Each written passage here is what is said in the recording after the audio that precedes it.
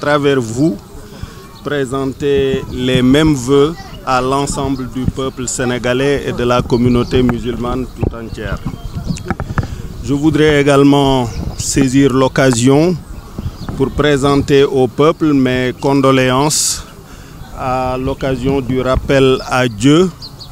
de Serigne Moustapha Cissé de Pire et aussi du Premier ministre Habib Thiam, dont j'ai appris le rappel à Dieu ce matin. Et prier pour que Dieu leur accorde son pardon et sa miséricorde et les accueille en son paradis le plus élevé. Je voudrais, comme je l'ai dit, saluer également l'imam et le remercier pour son sermon toujours égal à lui-même, adossé au texte sacré des musulmans, et prier pour que l'ensemble des difficultés qu'il a énumérées, qu'il a soulevées, notamment les difficultés en matière de sécurité, les difficultés en matière de santé, d'éducation, que toutes ces difficultés-là puissent être derrière nous. Je le souhaite du fond du cœur et c'est le sens de mon combat politique. Veiller à ce que ces difficultés-là reculent dans notre pays, reculent dans notre ville, reculent dans notre département. Justement, les Sénégalais vous attendaient dans ce combat avec l'unité de l'opposition. Vous l'avez raté. Est-ce que vous avez une chance, disons, d'avoir une majorité? C'est regrettable que la coalition Manko Taxawu Sénégal, sous sa forme initiale, n'ait pas réussi à se maintenir et nous avons que les gens placent l'unité au-dessus de leurs intérêts personnels. Et à l'occasion de la commission qui avait été mise en place de facilitation, nous avons essayé de convaincre les uns et les autres que l'unité était beaucoup plus précieuse que les positions individuelles de tête de liste qui n'ont absolument aucune signification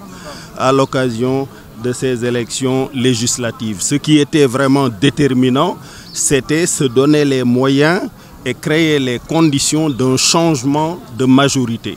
pour que réellement la nouvelle Assemblée nationale puisse faire son travail, c'est-à-dire allouer les ressources nationales aux priorités nationales, puisque c'est à l'Assemblée nationale, on l'oublie souvent, que la loi de finances est votée. Et la loi de finances est le cadre de toutes les dépenses de l'État, de fonctionnement comme d'investissement. Et ensuite que cette Assemblée nationale puisse réellement contrôler l'action du gouvernement. C'était ça notre priorité.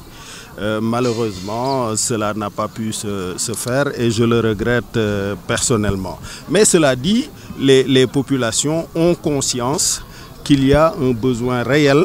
de changement de majorité à l'Assemblée nationale et je les invite malgré cela à voter pour que ce changement puisse intervenir. Président, 47 listes, la première fois de l'histoire du pays, cela fait débat, votre avis? Cela fait débat, cela fait désordre et c'est tout à fait regrettable et c'est pour cela qu'il faut justement s'organiser pour remettre de l'ordre dans l'action politique et surtout dans l'action des partis politiques. Cela pourrait faire cela. Mais déjà, une fois qu'on a reconnu la liberté à tout le monde de créer un parti politique, lorsque les gens se sont adressés au suffrage des Sénégalais et que les Sénégalais ont distribué leur confiance, en tenir compte. Et des partis politiques qui ne participent jamais à des élections, qui n'ont jamais collecté de suffrage à un certain niveau, ne méritent pas de rester sur la scène. Mais peut-être aussi assainir un témoignage sur Habib Thiam? Oui, un grand homme d'État, un grand homme politique que j'ai eu personnellement l'occasion de fréquenter puisque j'ai été ministre dans son gouvernement à l'occasion du gouvernement de majorité élargie. C'était un homme de bien avec qui j'entretenais des relations personnelles extrêmement cordiales. Donc nous prions pour le repos de son âme, nous prions pour que le pardon et la miséricorde d'Allah soient sur lui. Merci beaucoup. Jërëjëf. Donc ginnaaw bi sant bu baax di leen balu ak di leen baal ak di ñaan yàlla mu boole ñu jéggal di profiter ci occasion bi di jaale Sénégal yëpp suñu kilifa yi génn àddina muy Serigne Moustapha Cissé Pire ak le premier ministre Habib Thiam di ñaan yàlla dajale leen ak njëgalam ak yërmandeem xare leen aljanna yi gën a kawe di ñaan yàlla mu defal jàmm waa Sénégal defal ko waa Afrique defal ko àddina bi yëpp di ñaan jàmbat yi nga xam ni ñoo nekk ci réew mi yëpp te imam bi dellu si ci ak doole ci biir xutbaam muy lépp lu aju ci sécurité agression yi accident yi et cetera yàlla saafara ko mu reculer bu baax ci suñu réew ak jàmbat yi nga xam ni mu ngi aju ci wér-gu-yaram mu ngi aju ci éducation mu ngi aju ci ñàkk a respecté engagement gouvernement bi jëmee ko ci syndicat yi yooyu yëpp daal gën a reculer ci suñu réew di ñaanal ñëpp jàmm di ñaanal ñëpp korite jàmm ak salaam.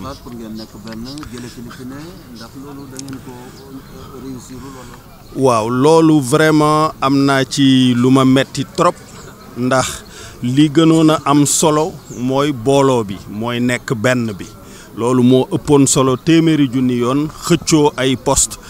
maay tête de liste du ma tête de liste puisque tête de liste amul benn signification ci ay parti yu booloo li amoon signification amal ko askan wi mooy changer majorité parlement bi puisque ci biir parlement bi dañu koy fàtte souvent ca la ñuy voter loi de finance te loi de finance mooy loi bi nga xam ni mooy dogal ni ñuy dépenser alalu réew mi yëpp te assemblée nationale boobu mooy contrôler itam action gouvernement bi moo tax nit ñi war a bàyyi xel ci solo bi élection yi am en particulier ma ciy citer rek benn exemple Sénégal dafa jëm ci changer complètement jóge ci réew mu ndóol jëm ci réew mu am alal lépp ngi dépendre nag ci alal jooju ñuy séentu nan la ñu koy saytoo mais bu fekkente ne déjà commencé nañu ci biir joxe beeg ci biir ñi ñu koy jox ak et cetera sàmmonte wuñu ak intérêt askan wi ba loolu weesu ba wëy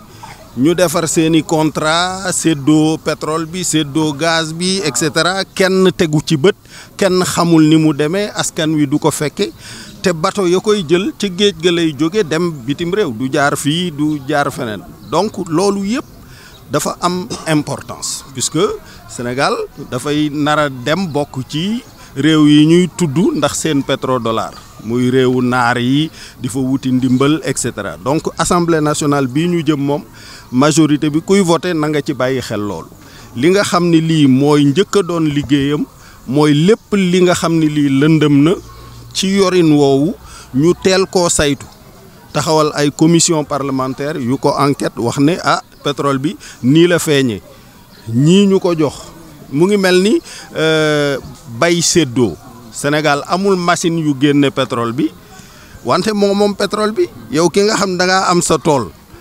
amoo illeer mu indil la illeer bu fekkente ne daf ne téeméer bu génn juróom-ñeent fukk yi ak juróom-ñeent moo koy yóbbu loolu jaaduwul amul kenn du ko nangu te loolu mooy li nga xam ni lii mooy xew actuellement donc lu ñu war a bàyyi xel la assemblée nationale bii di ñëw bokkul ak yeneen yi. par exemple la nga naan ne fa sénégalais yi jotaguñu seen carte ñu si bare. voilà ñeneen ñi ñeent fukki liste juróom-ñaar ndax du jafe. waaw dafa mel ni sabotage. dafa mel ni sabotage puisque